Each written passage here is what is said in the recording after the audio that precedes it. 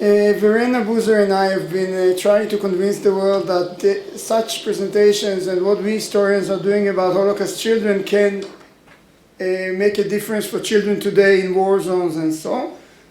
What we got out of it was that we had 3 international workshops, 1 in London, 2 in Germany, in Berlin and Potsdam.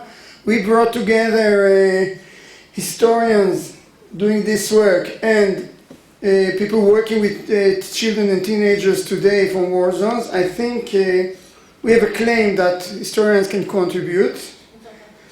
We try to show the general issues that are... we are trying to do a repository. If you wrote a paper on children during the war, after the war, give it to us. We are building a repository here. We got permission from Ghetto Fighters as well, the American students. We got permission from the archive to use any photo you want from the archive. And this is so generous if you compare to what happens at other places. So we had a full use of it, and we have and we took from all our conferences the videos that concern children and put them here, and this is why you are both there too. There is no web address yet, this is in building, but it is important for me to show that we are doing this, and when you get more information you'll know, and we are looking for partners to do more and more workshops, putting in the same room researchers, practitioners, and making a difference.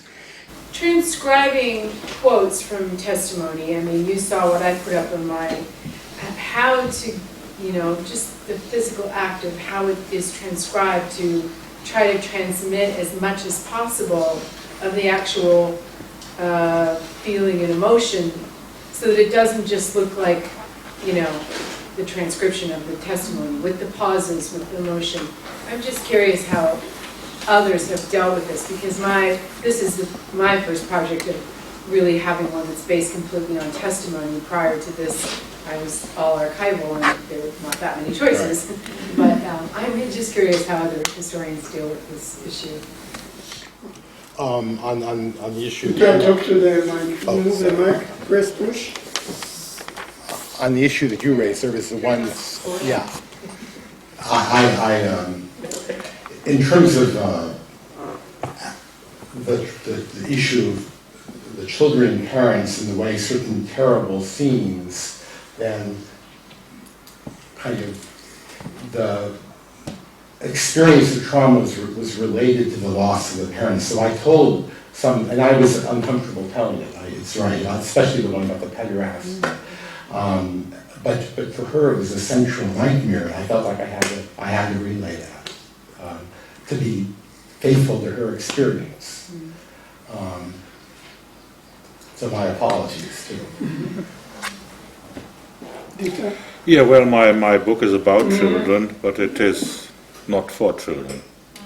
To say that very clearly, and that question about details and reporting them, I have made that decision not easily, and I have looked for possibilities to discuss that with colleagues, and at the end of the day I made the decision not to hold back in any way.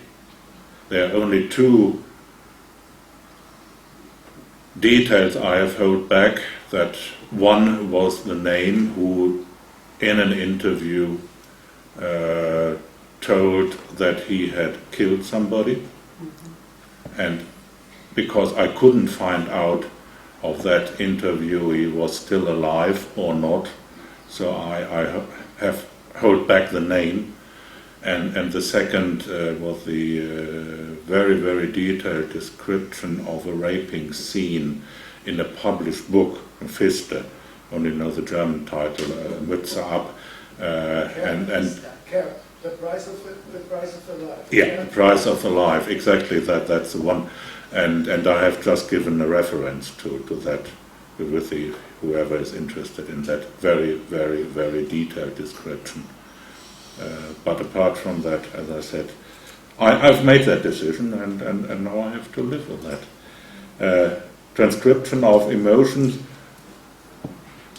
Well, whenever I've found a transcript, and I'm always grateful to find transcripts, to be honest, I have taken what was in the original.